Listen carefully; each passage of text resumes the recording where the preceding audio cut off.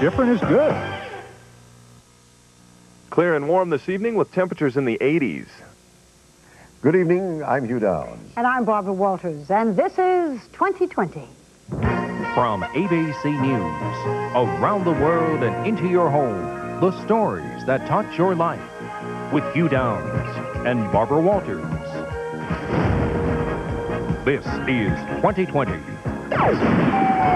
Tonight, a stunning realization that will save lives. Women are dying of heart attacks just as often as men, but it has been overlooked.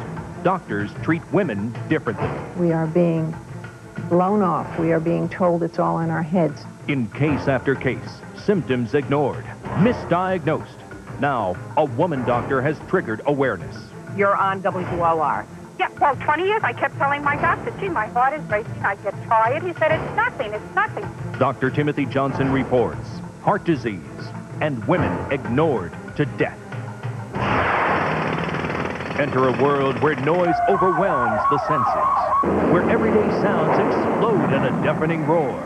Pain so intense, this man has virtually beaten his ears flat. He would beat himself into a frenzy. Typewriter drives him crazy.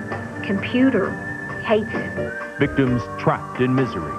They're tortured by even the simplest sounds. It got so bad that we could only wash like one dish at a time, one piece of silverware at a time, and his room was like 3 rooms away from the kitchen.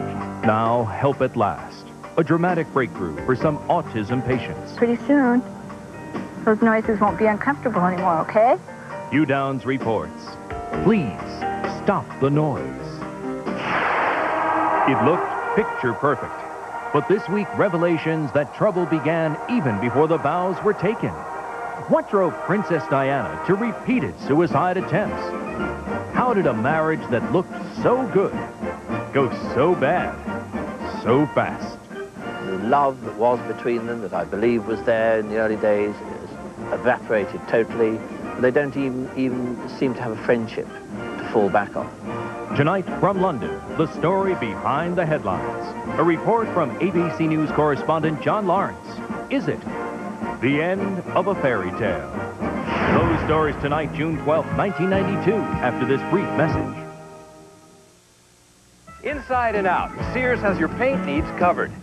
Pick up Weather Beater exterior or Easy Living interior flat finishes. Your choice, only $10.99 a gallon. But hurry, this terrific paint sale ends soon.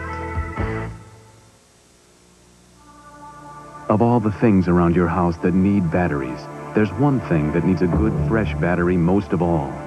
See your Allstate agent for a free home fire safety brochure.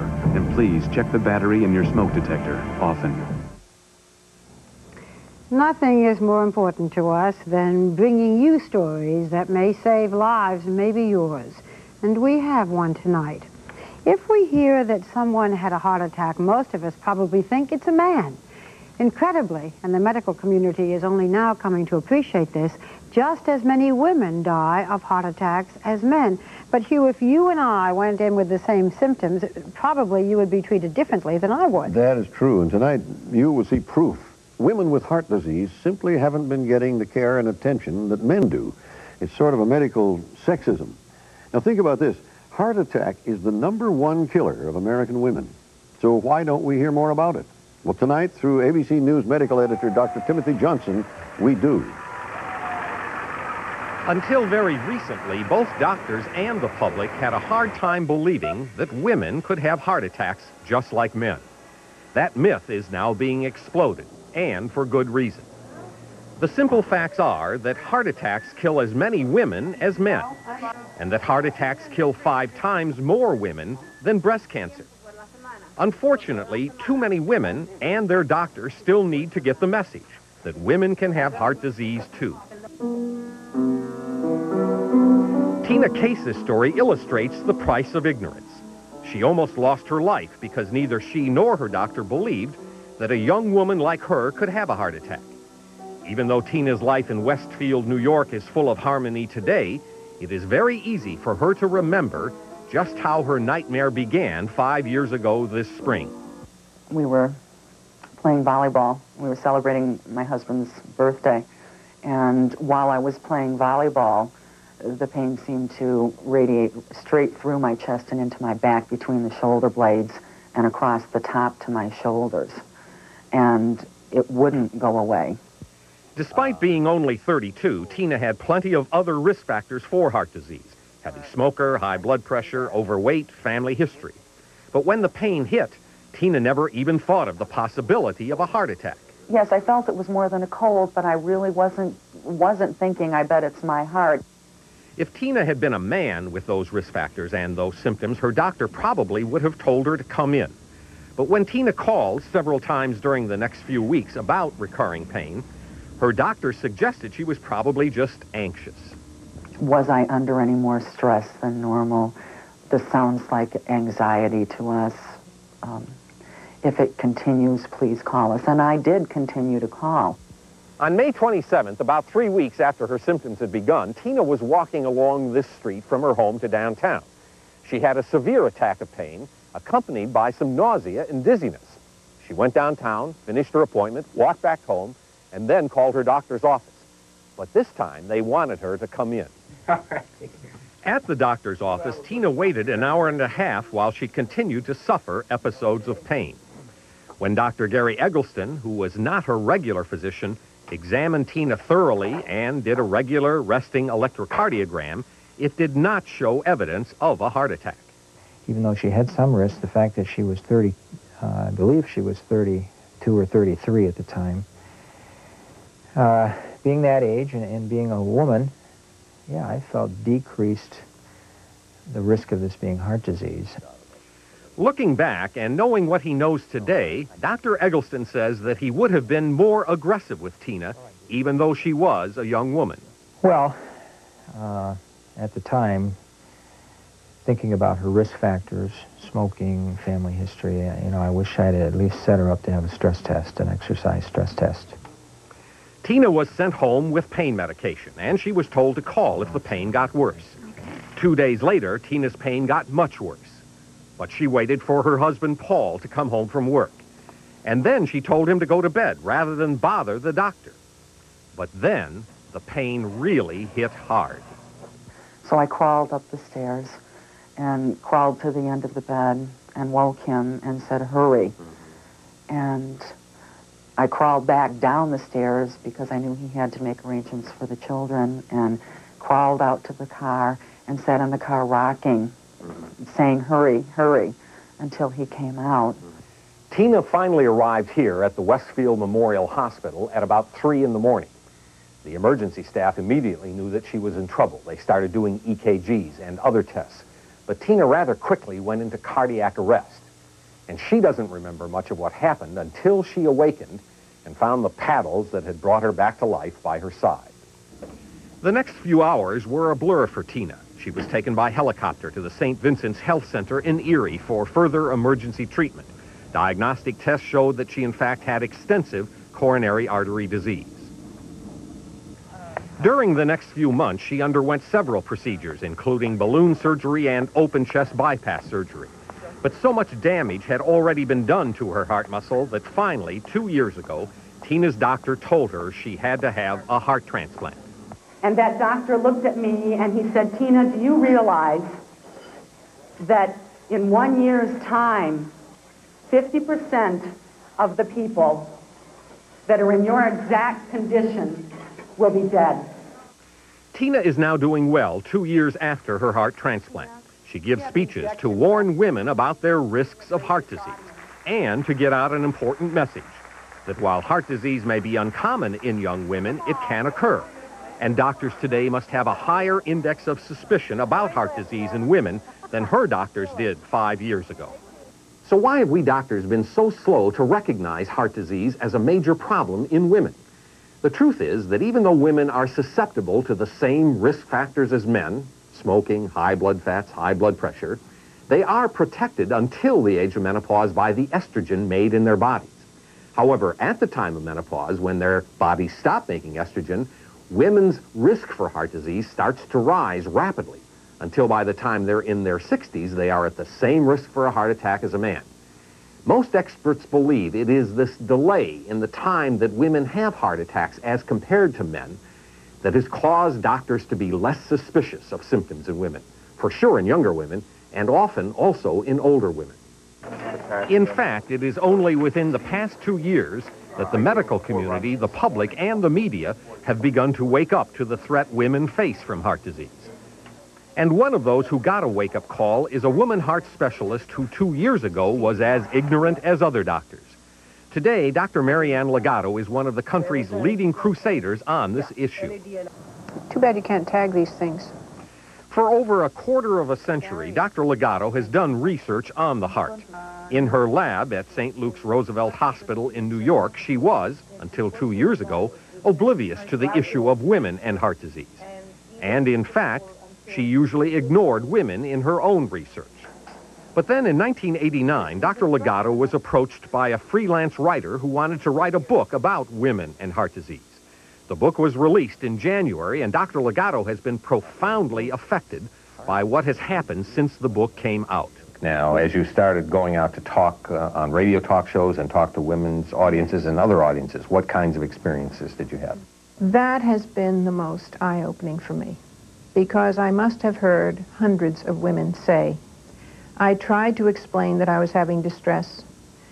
I was convinced by my physician that it really couldn't be heart disease. Sandy, good morning. You're on WOR. Yeah, well, 20 years I kept telling my doctor, gee, my heart is racing, I get tired. He said, it's nothing, it's nothing, it's nothing. Dr. Legato believes that one of the reasons women's symptoms are being ignored is that their symptoms are sometimes different than men, a view supported by research. As a result, when women's pain doesn't fit the usual pattern of chest pain that men have, doctors often dismiss it. My sister had been seeing a physician for many years, complaining of not feeling well, having fibrillation and tiredness, and the doctor kept insisting that it was anxiety attacks that she was going through. Women describe chest pain in a less precise and reproducible way. Their chest pain seems to predate their heart disease longer. And the women on talk shows told Dr. Legato something that the medical research had missed. Not only are women's heart symptoms often different, but the way they describe them to the doctor is often different. The woman who comes into offices, including mine, and says, I know this is all in my mind, doctor. And I have been called a head case, and I guess I am, but I get chest pain. It's kind of vague, and I don't know how to describe it other than it's a sense of pressure in my chest whenever I argue with my daughter. Is that in my head or not? That's what I call the fatal diffidence of women. The presentation of themselves as flaky, the presentations of themselves as imagining their illness. And I think it should be abandoned at the door. But Dr. Legato also places much of the responsibility with doctors. We are being blown off. We are being told it's all in our heads. As you know, some studies indicate that a physician is 3 times more likely to say to you and me, if we came in with the same symptoms, I'm hysterical, but send you on for further diagnostic work. And Dr. Legato has some advice for doctors treating women patients. Don't forget that 500,000 women a year are dying of cardiovascular disease. If a woman has difficulty in settling in expressing herself clearly, give her the time to restate her problem. Many women don't understand that they shouldn't be put off at the first sign of impatience or a phone ringing or a distraction. Dr. Legato says in many cases the problem starts before women even get to the doctor. Did you know you were having a heart attack? An example is 61-year-old Georgia Westbury, who, despite having 2 previous heart attacks, ignored her symptoms for more than 24 hours. So I didn't go Friday. Friday night, I cleaned my house. I can't believe you did that. So Saturday, I got up and I washed all of my clothes and messed around there. Women and heart disease is still not exactly a hot topic at medical conferences. For example, at the 2 major heart meetings in the past half year, not many doctors came to sessions on the subject. So Dr. Legato has carried her message directly to the public. Listen to the patient. That's a great art, to really hear a woman who says, I have ice skates, a bicycle, a tennis racket. I can't use them anymore. In her public appearances, Dr. Legato stresses hard data about women and heart disease, but is not afraid to go beyond data to what researchers call anecdotes, those stories of women and heart disease. Had they listened to me? You know, had they listened to her body and to her words. How old were you when you had the first symptoms? 30. 30. You know, I hear this all over the United States. People don't believe me, just as they don't believe the patients. This has connected Dr. Legato to the public, but may distance her from some of her medical colleagues. Nevertheless, she has decided to make this issue her cause. It occurs to me that you may have started out 2 years ago with this book experience as an educator and ended up as a kind of crusader. Am I being accurate? I think that I would have resisted the word crusader, but if crusader means a convinced person attempting to set an apparent wrong right, or at least to give a new look to the way we do investigation and the way we care for patients, then I'll have to admit I have become a crusader. Dr. Legato doesn't want confrontations between doctors and their female patients.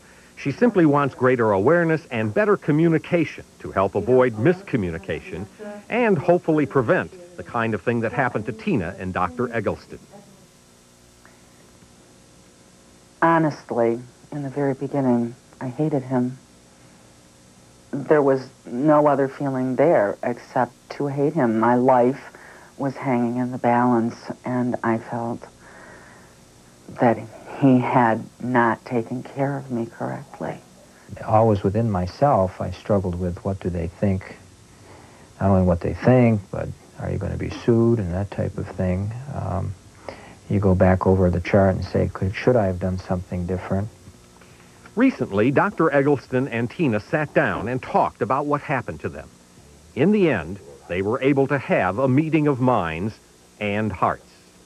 We left it with a hug and best wishes, and I'm glad for that, because that's the way life should be. We should learn from what has happened to us, and we should make those changes and go on and improve our lives and hopefully improve the lives of others because of it.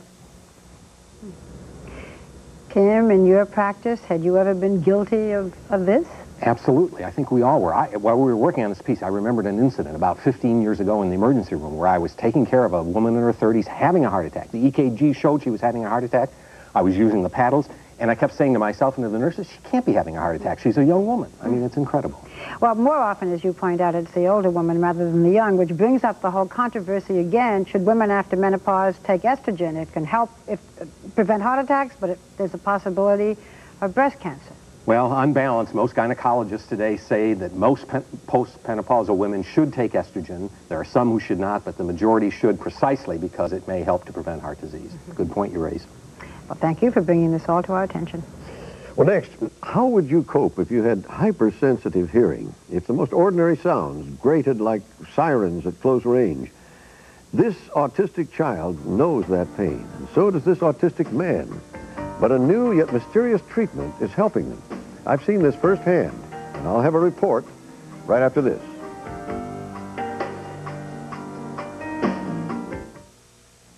Weekend.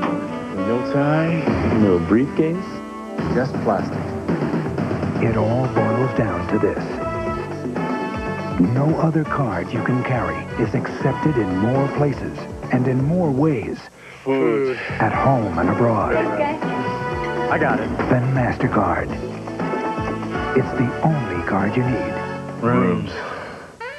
MasterCard. Not a bad day's work. Master the moment. If I started serving these, my guys would just find another truck stop. Now, can't you put in some raisins or pecans or blueberries? These flakes need help.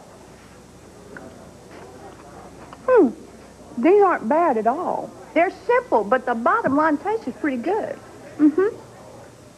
Scratch out what I said before. These are good. Kellogg's Corn Flakes. Kellogg's Corn Flakes? I knew it. I really had to go in there, didn't I? Taste them again for the first time. You must travel back in time 1 billion years to witness its birth. You will search in vain for a more enduring or brilliant creation. You can comb the world and never find one the same. It is rare. It is precious. It is love. And its only promise is forever. Of all the things around your house that need batteries, there's one thing that needs a good, fresh battery most of all. See your Allstate agent for a free home fire safety brochure. And please check the battery in your smoke detector often. Drench yourself in a wave of refreshment.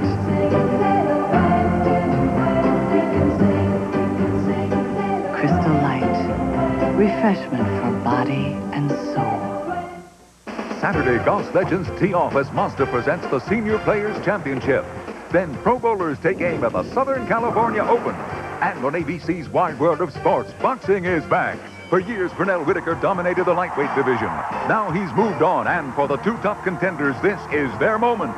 Undefeated American Joey Gamache takes on Chil Sung-chan of Korea for the WBA World Lightweight title live. Plus the Grand National Steeplechase.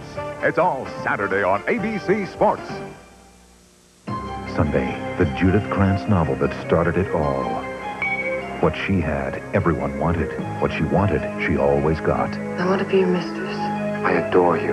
No one compares to you. Are you having an affair with her? Lindsay Wagner, Barry Bostwick, and Ephraim Zimbalist Jr. Sunday, Judith Krantz's Scruples. From time to time on 2020, we've reported on a mystery that baffles medical science. It's the disorder autism. Autistics seem to be trapped in their own world, and they often suffer from a hypersensitivity to sound. Well, now researchers are experimenting with a new treatment, quite unusual, and they're not even sure how it works. But so far, it does show promise. And what happens is this. Patients hear audio tapes through headphones, and then those sounds that cause pain are filtered out. And over time, the patient's hearing seems to modify itself. It's a fascinating process that could benefit many of the estimated 350,000 Americans who are autistic. And it all began with the experience of a young woman named Georgiana Stelly Thomas. I remember going on a trip once.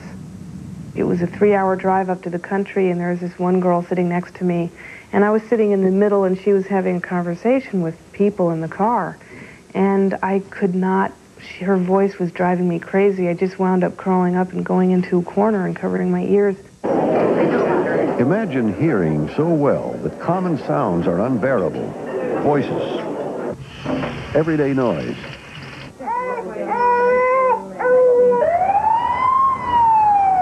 The world could easily be a terrifying place, causing you to withdraw, paralyzed with fear. Researchers believe that 40% of autistic people have this bionic hearing, which makes them retreat from life. The Wells family from the San Diego area are on a journey to Portland, Oregon, where their 9-year-old son, Jacob, will be part of one of the first studies of auditory training in this country. I thought maybe this is it. Maybe this is what it's going to take for Jacob to make it. Dad! I saw 2 Dalmatians! Jacob was autistic from birth. He has benefited from many treatments and therapies. Outwardly, he appears to be a normal 9-year-old, but he is still having problems. He just acted like a child who was in pain, and in pain all over. We thought that there was either a hearing problem or something else was amiss. I've had special education teachers treat him poorly because he does seem like he should be normal. He'd go off into another place and separate himself from what was going on. Every night you constantly are going over, what did I do? You feel that you had to have done something to create what he's going through. But could Jacob simply be trying to escape the everyday noise which he finds painful? His hearing may hold the key to his recovery from autism. The first stage of this new treatment involves testing Jacob's hearing to identify which high and low sounds cause discomfort. Every patient has different sensitivities, so the researchers make a graph which shows the range of hearing. 8. I turned it off, Jacob. I got it off. Whew. I know that must have hurt. Okay, I'm going to give you one more. This is 9. Okay, thanks, Jacob. You really worked hard. Dr. Bernard Rimland is the country's foremost expert on autism. The audiogram of a person who has hypersensitive hearing looks like a mountain range, and there's a lot of high peaks. And if a person has a high peak at a certain point in his hearing, any noise at that sound frequency will be very painful to that person. The theory is to modify the hearing patterns so that all sounds will be perceived at similar levels. Norma Schenkel brought her brother Junior from rural Arkansas to be part of the same auditory training study. At 40 and acutely autistic, he has yet to learn to speak. You don't know how badly he wants to speak. He tries so hard to speak. Junior's ears seem to indicate that he is bothered by sound. They're permanently deformed from the constant beatings he would inflict on himself. He would beat himself into a frenzy. Typewriter drives him crazy. Computer hates it. It got so bad that we could only wash like one dish at a time, one piece of silverware at a time, and his room was like 3 rooms away from the kitchen, and that's how bad it was. Come on, doing good. Junior has great difficulty walking without assistance. Norma and her husband Roy must support Junior for his first walk on a beach. Incredibly, he spent the first 38 years of his life in his mother's home, confined to his bedroom and the kitchen.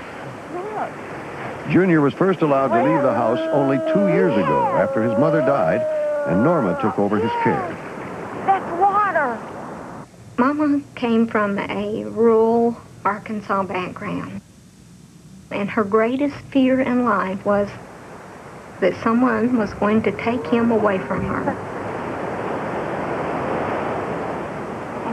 No noise, no people, nothing. 38 years in a bedroom. That's it. This is the big water. Junior, it's miles and miles and miles and miles. There's no way that I can tell you how big it is. Junior is expanding his view of the world on the eve of beginning a new treatment which promises to change his perception of life. My goal right now is for him to tell me when he hurts. For him to be able to tell me, these sounds don't hurt me anymore. They're going to do something called auditory training. Come here. Do you know what that is? Well, they're going to help you with some of those really loud sounds. They're going to put headphones on, and then you're going to hear noises. And sometimes those noises are going to be uncomfortable. But if you keep them on, pretty soon, those noises won't be uncomfortable anymore, okay? And then, after about 10 days of that, you're going to hear things better. Won't that be nice? So I don't have to be afraid anymore. No, so you're afraid of those things, huh? The legend lives on from the Chippewa on down at the big lake they call Gitchagumi. Jacob, Junior, and the other 200 patients in the study begin the actual auditory training. Skies of November turn gloomy. First, the hearing frequencies, which were identified as being hyperacute, are filtered out of the music played through this machine into headphones. Listen to this. This is Gordon Lightfoot's The Wreck of the Edmund Fitzgerald, after being filtered through the auditory training machine. The legend lives on from the Chippewa on down at the big lake they call Gitchagumi. In addition, the music is altered randomly between high and low volume.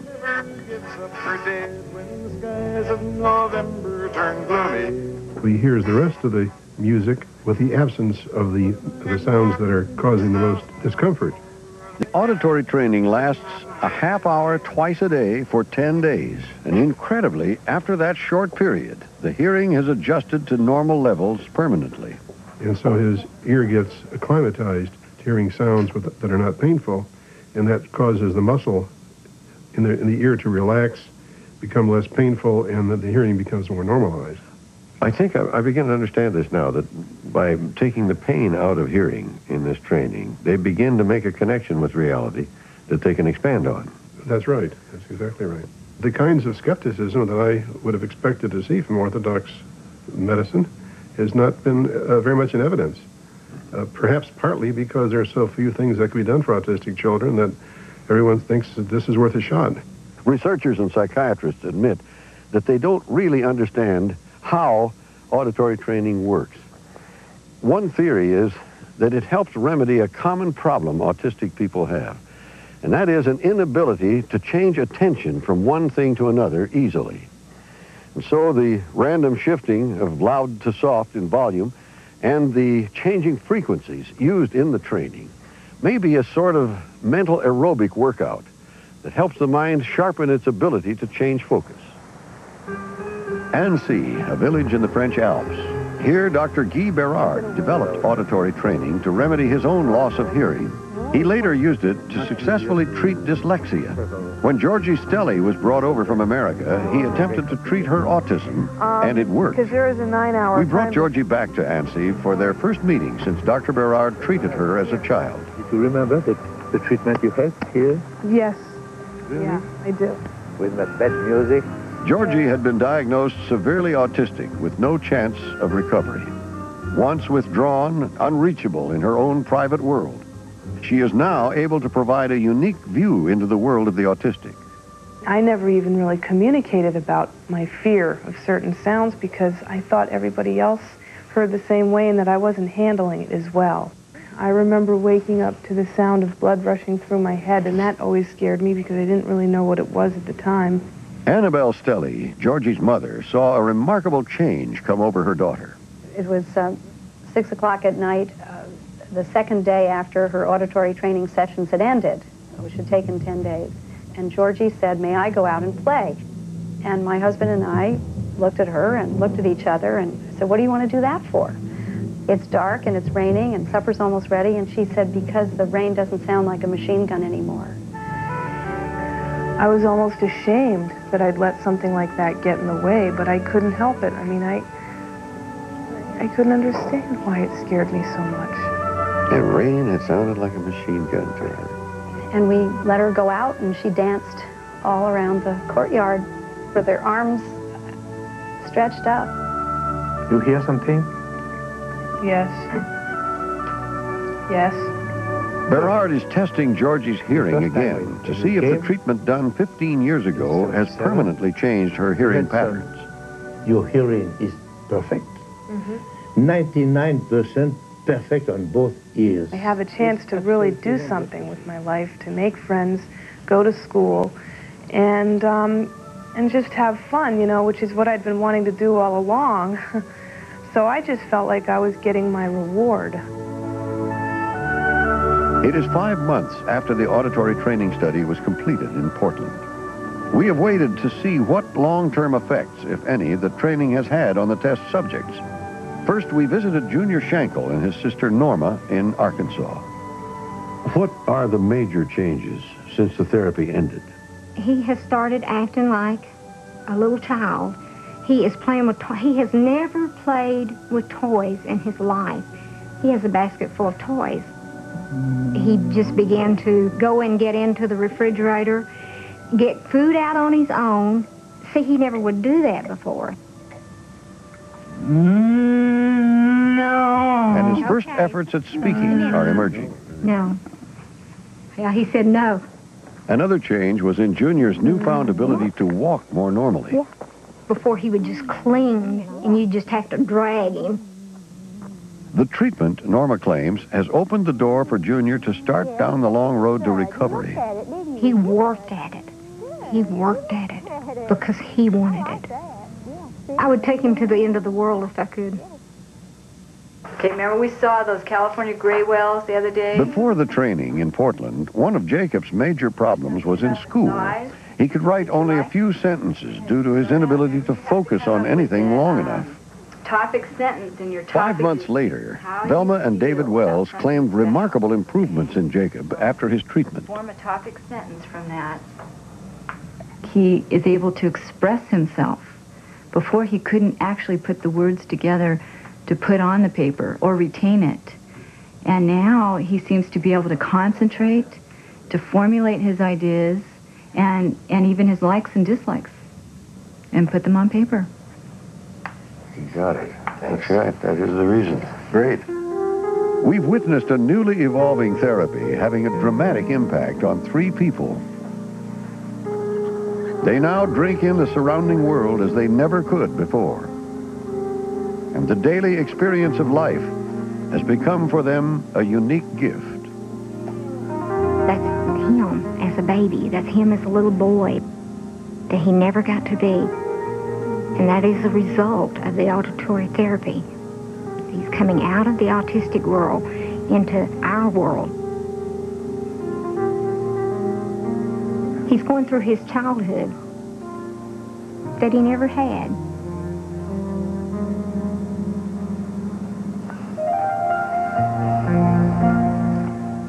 Hugh, this is amazing. I mean, does this work for all autistic children? Is No, this a cure? Not all, and the word cure really shouldn't be used. It does work for some. And of course, relatively few have had access to this training. So we don't really know how much, and of course there are all degrees of autism, as we can see with Georgie and Junior. And great difference in levels. You know, even watching this, I still don't understand how screening out the harsh noises makes a difference in the muscle. You're not alone, because the experts I talk to don't have a clue either as to exactly why this works. But for some people, it does work. It's really, I mean, when you think of the reports we've done on autism, this really is an amazing development. Very promising technique. Well, next, the biggest story in Great Britain this week, and it's making headlines here, of course, as well. That's the failing marriage of Prince Charles and Princess Diana. You have read of Princess Diana's suicide attempts. Did they really occur? What does this mean to the marriage and the monarchy? Stay with us.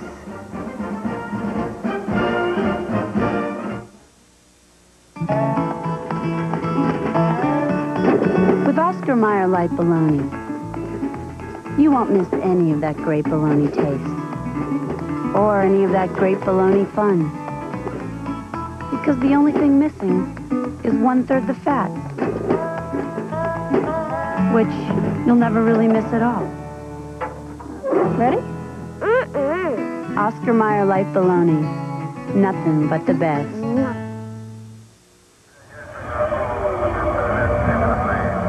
Once in a great while, a car comes along with such timeless beauty, such intrepid performance, you can't help but make predictions.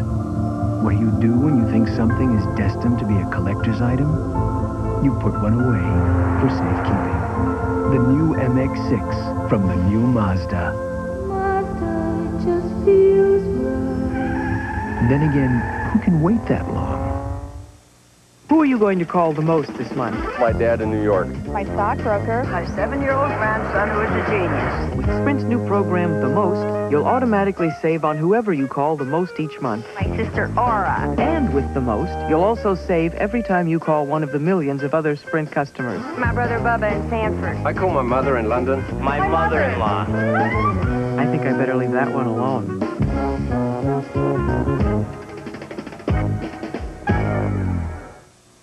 Dogs don't have a lot in common with cats. Even their nutritional needs are different, but they both love chicken. That's why Purina One developed a separate dog formula and cat formula that both use chicken. Chicken, together with other high-quality ingredients, helps provide ideal nutrition and a naturally good taste that dogs and cats both love. So now dogs do have something in common with cats. Also available in new lamb and rice formula for dogs. They called it the wedding of the century. Now their marriage has become a worldwide spectacle. What happened? Who's to blame? Can it ever be made right? Is it the end of a fairy tale? When 2020 continues. At Jack's place, anything can happen. Would you like to go back to the hotel for a nightcap? I was jealous. I thought he loved me, but I was just another dancer to him. Hal Linden and Finola Hughes run Jack's Place, Tuesday. This summer, Channel 5 Views will feature some of Iowa's unique communities in a special project we call Our Town. Channel 5 Views crews will highlight the fascinating people, places, and events that make Iowa a wonderful place to live and work. And if Our Town comes to your town, you'll have a chance to win a trip for 4 to Worlds of Fun and Oceans of Fun in Kansas City. Watch for Our Town this summer on Channel 5 Views.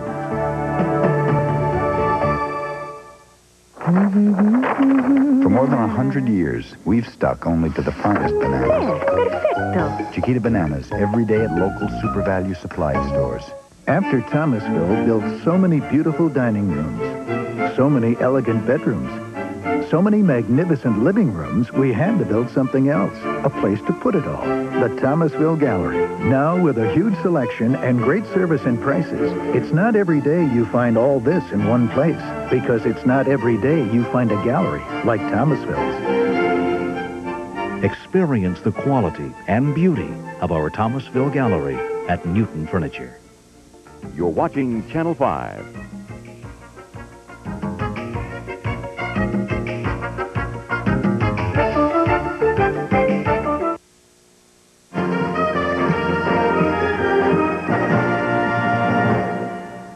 Suicide attempts, secret liaisons, desperation, and indifference. It sounds a lot like the tabloids. But this week's story about Princess Diana and Prince Charles has become much more than that.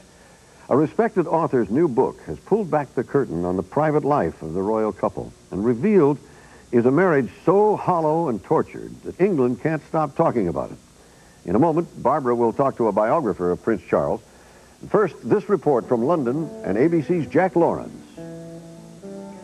This is the image of the Prince and Princess of Wales the world is supposed to see.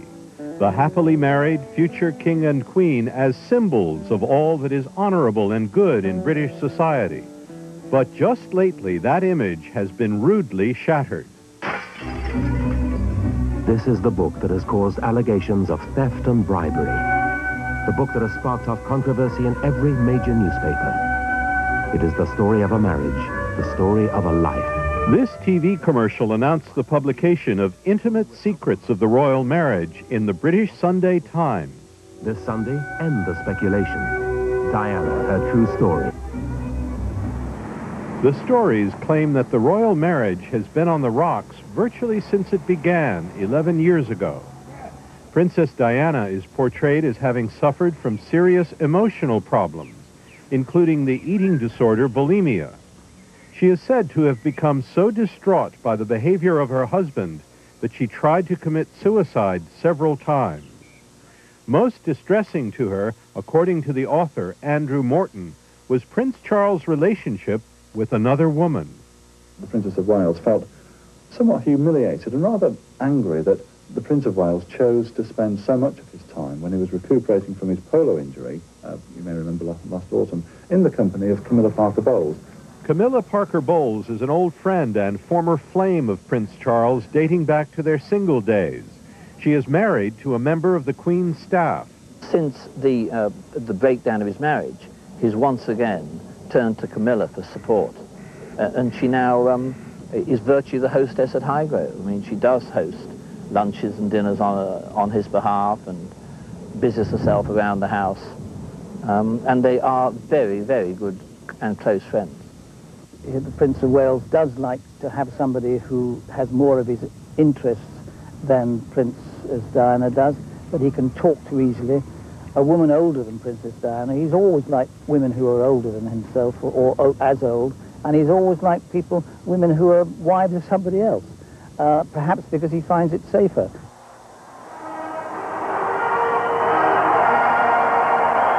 What the world once saw as a marriage made in heaven now appears to be a royal relationship that has gone through hell. I think right from the start you have an old problem of two different cultures. You have a royal and a commoner. And the royal family are traditionally brought up to serve. And their first duty is to their country. Their second duty, I think, is probably to themselves. They are very self-obsessed. They're not good marriage material. They might, you know, reign well. They might lead a country well, but they're absolutely rotten to be married to. If you marry into the royal family, it's a tremendous shock. And the royal family themselves are not particularly good at giving support to people who join them. It's rather like being in the army or joining an army squad. You're expected to join in from the beginning and find your own feet. Princess of Wales found it very difficult to find her own feet at the beginning. It's little wonder that Charles and Diana didn't get along. She was 13 years younger and just out of her teens when they married. Their upbringing and family backgrounds were widely different. They had very few interests in common. As the passions of the romance cooled, Charles withdrew to his private world of friends and family, while Diana rebelled at her royal straitjacket. She is prone to tantrums. She does yell and scream. I mean, I put in the book many of the occasions when people would like cover their ears, where she would be swearing like a trooper at Charles, and he would, in the end, take no notice of it, walk away from it. The princess is said to have been so distressed that she tried to kill or seriously hurt herself a number of times. Once, when she was 3 months pregnant with her son, Prince William, she threw herself down a flight of stairs. On another occasion, she cut her wrists with a razor. Once, she stabbed herself with a lemon slicer. Another time, she used a knife. She is also believed to have taken an overdose of sleeping pills. I was told that she took an overdose, but I told also that that overdose was taken so that she could immediately phone Charles to say she had done it. Was then immediately ill, so there was no question of her taking her own life. But she was crying out for something, do you think? Screaming. I mean, the poor girl was screaming for attention. She was screaming for love, and it just wasn't coming. And she was at the end of her tether. She was depressed. She was furious at the way her life was going. And she was angry at Charles. And it was absolute desperation. She had no one to turn to. The psychological reasons for Diana's self-destructive behavior appear to be complicated and unclear. Why, for example, would the world's most popular princess try to injure or kill herself repeatedly? Either I think that means that no help has been forthcoming. In other words, it hasn't produced any change in the situation. Or, in ordinary psychiatric practice, one would think that suggests that she has a more, if you like, profound personality difficulty than one would have thought.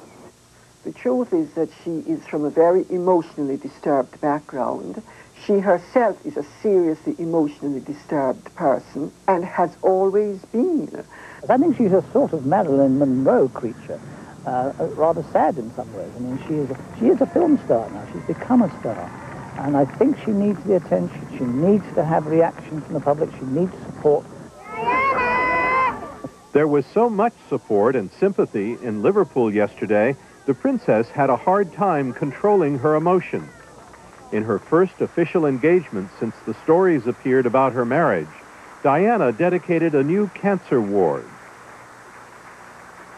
Later, she was overwhelmed by emotion.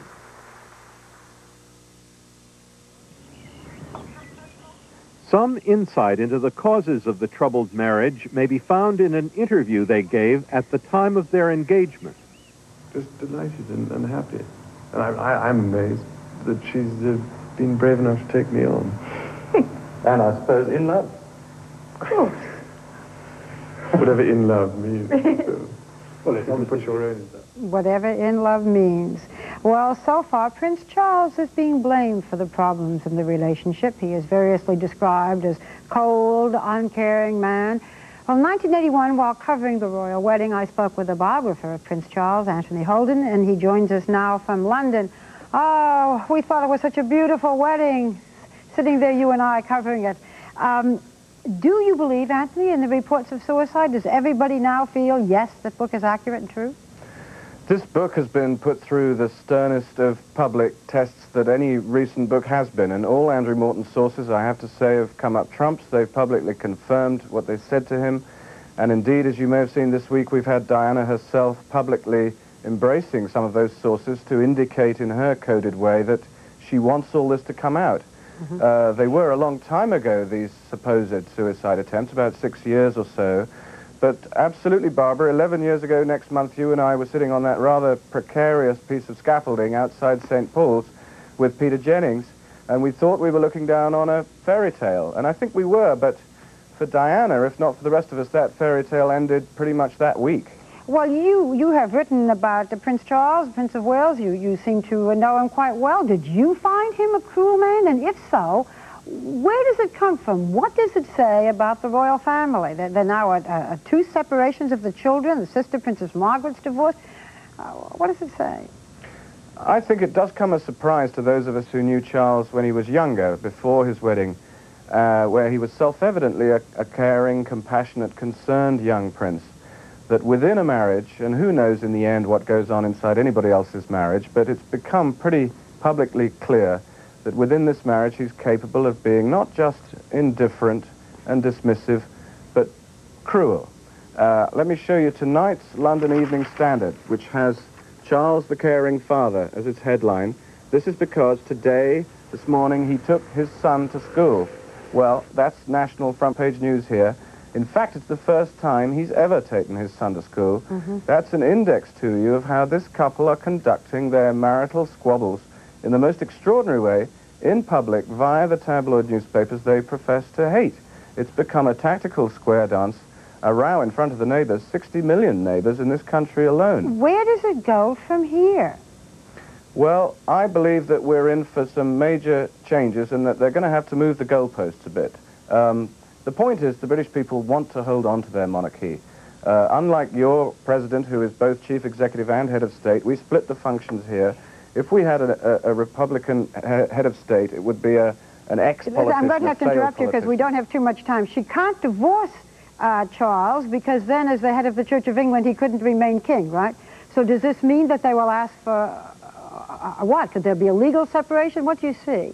I think there can be a legal separation. They can't, as you say, get divorced because he's going to be head of the Church of England. I think what we're likely to see, there's no way this marriage can recover from this huge public upheaval, is Diana and Charles living separately, formally and openly.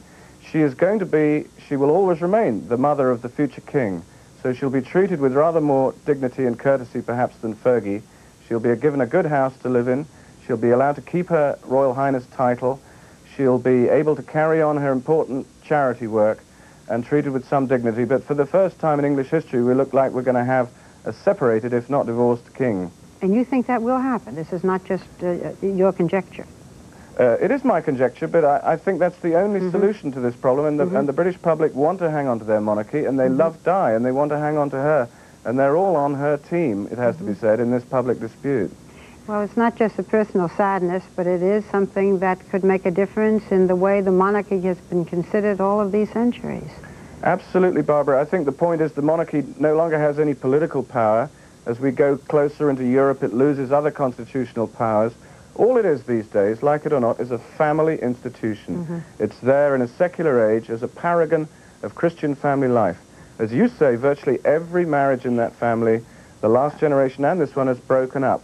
If it loses that family image, it loses everything. Thank you, Anthony Holden, for being with us. And we'll be right back. Is this seat taken? No, please. So that's what you're eating? Too bad. This is a whole grain cereal. Yes, with sugar and preservatives. Oh, and I suppose that you're Kellogg's Nutri-Grain. It's made with pure whole grain. Oh, really? It's the only whole grain cereal without sugar or preservatives added. The only one? I didn't know. I know. So what else should I know? You have milk on your chin. Kellogg's Nutri-Grain, as good as whole grain gets.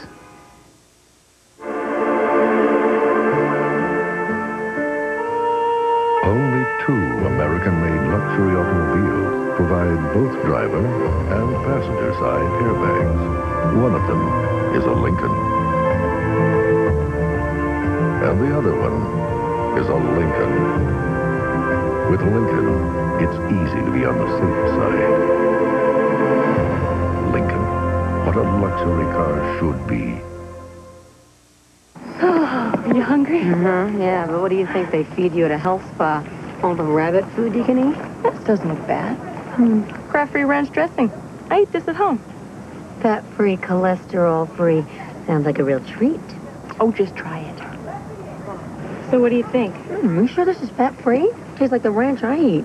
Kraft-free ranch non-fat dressing. If it tastes too good to be fat-free, it's Kraft-free. I may just make it through the end of the week. This is your captain speaking. We've just reached our cruising altitude of 31,000 feet. And in a moment, the flight attendants will begin serving lunch and... Captain, we forgot the Colombian coffee.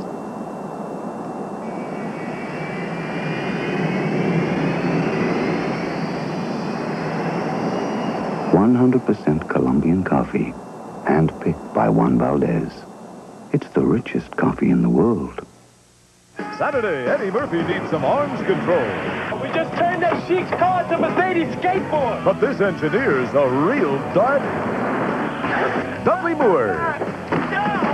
Eddie Murphy. Do Michael Jackson. I'm not in this war. Best defense. I'm from Cleveland. Saturday.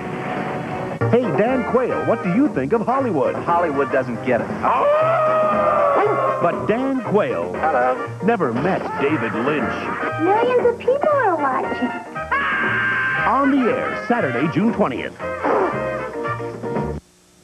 Tonight, we remember a special woman you met here 6 weeks ago. It was Kat Bennett, a woman who pioneered a new approach in jury selection. Her goal was to help attorneys choose unbiased juries.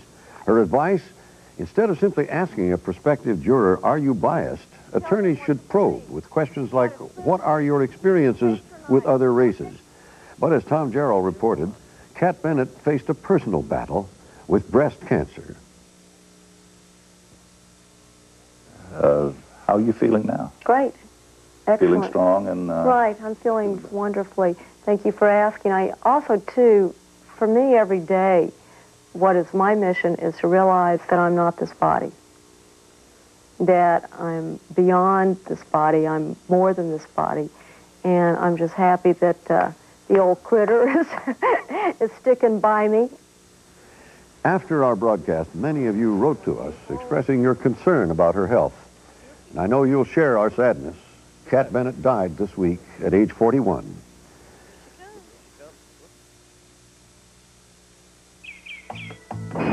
Every business morning, while the rest of the world is getting up, UPS is guaranteeing overnight delivery before 10:30 for far less than other companies charge. And every business morning, more people are waking up to that fact. Good morning. Morning.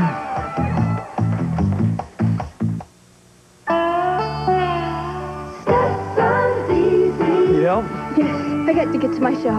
Let's go. Stetson Cologne, easy to wear, hard to resist. Where's that great smelling guy who got me here tonight? I got a front row seat here just for you.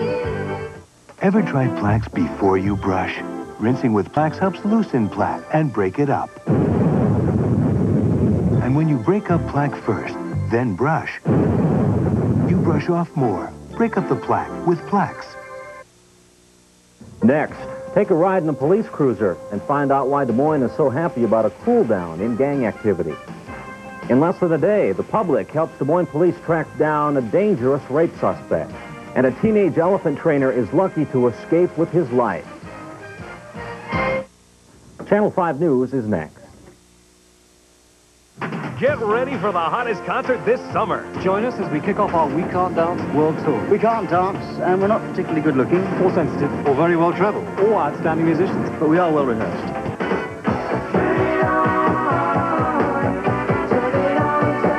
Genesis, opening night, Saturday. Time now to go to Washington, where Ted Koppel is preparing tonight's Nightline. Ted? Hugh later on Nightline, a radical new look at guns as health enemy #1 for millions of young Americans. We'll talk with former Surgeon General C. Everett Koop and with a former teenage gang member who became a cop. Hugh? Okay, that's Nightline after your local news. That does it for this evening. It's 2020 for tonight. We want to thank you for being with us. Well, we have an anniversary to celebrate, those of us here. Right? Yeah. You know, it's 14 years ago tomorrow. My first appearance on 2020. That was 728 weeks ago. I figured that out. That was a wonderful date for ABC for 2020. For us, you can pay me now. I'll pay you now. And remember, he's in touch, we're in touch, so you be in touch. I'm Barbara Waters. And I owe her. I'm you now. And for everyone here at 2020, have a good weekend, good night, pay up.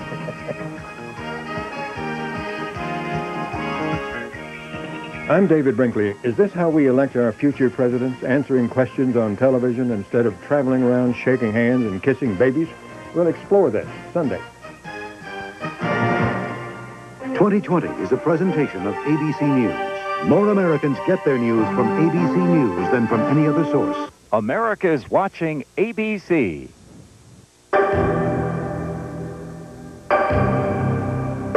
This is the Heartland. It seems no matter where you go these days, your checkbook isn't far behind. At Metropolitan Federal, you'll find a checking account to help you manage your money and keep your life in balance. Metropolitan Federal, the Heartland's bank for checking. It's the one that gets picked up, looked up, dun dun dun dun, taped up, scraped